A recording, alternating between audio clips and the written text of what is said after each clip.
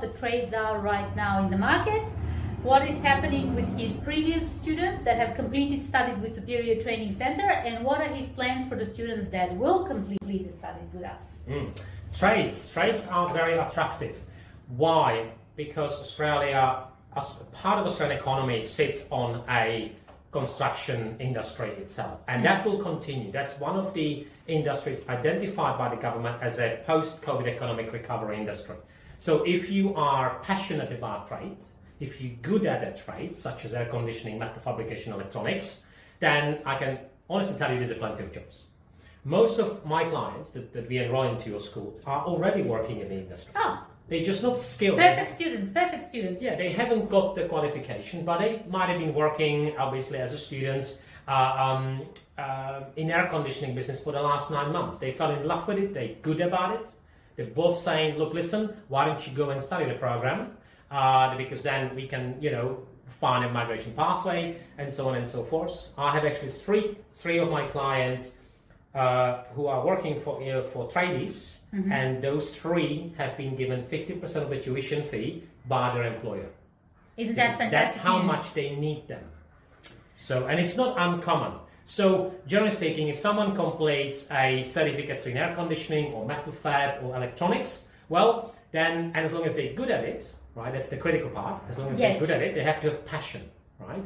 Then and right work ethic. The sky's the limit. Right work ethic is very, very important. We actually have quite a lot of students for whom the employers are paying their tuition fees for a very simple reason that they brought these guys on board, they gave them that chance, but the work ethic was there, the performance was there, and as you say, sky is absolutely Sky's the limit. So what is going to happen? Well, several of my clients completed Certificate 3 here, and where are they at the moment? They are on a 485 graduate visa. What is it? It is an 18 months unrestricted visa for graduates of certificates in aircon or metal fab or electronics.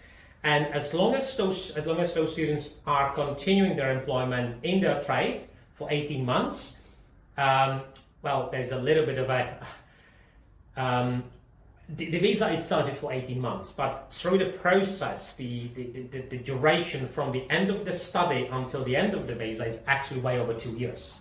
And as long as the person works for those 2 years full-time as an air conditioning mechanic, then he or she can be sponsored by the company. That's Subclass 482. Sponsorship for an air conditioning occupation, as well as metal fabrication electronics, is a direct pathway to permanent visa. Yes. So the one option is that the schools will actually organize your 360 hours, but it's a minority. The majority, far majority, are those who actually are employed in their occupation outside in the various trades and in the industry. Those people, we have to understand that international students have a 20-hour per week limitation. Well, the correct answer should be 40 hours of a fortnight. So we have to get us 360 hours. We have to prove that, but remember, it's a 20-hour per week limitation. Tax file number employment. I would strongly discourage people while they are studying and before obtaining qualification to work on ABN, because working on an ABN, obtaining contractor's license, the person needs to be qualified. So if you work on ABN without contractor's license, which is what you're not supposed to be doing, you may not necessarily be happy with the outcome from the authorities.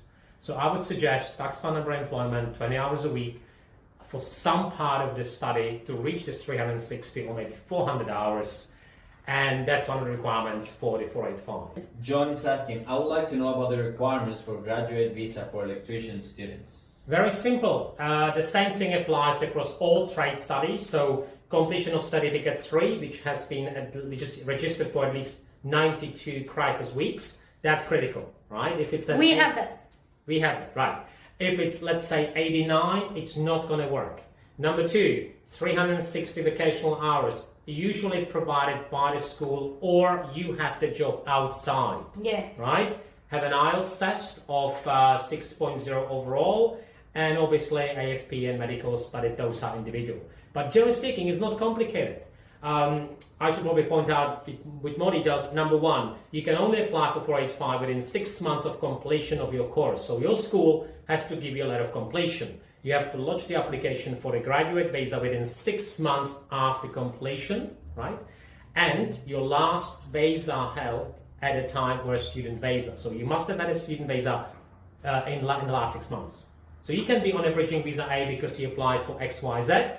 As long as you were a holder of a student visa 6 months ago or within the 6 months, you still can apply. It's a bit complicated, but in a general terms, the 6 months rule apply. The qualification, 2 years minimum, 92 weeks, 360 hours, IELTS 6.0 done.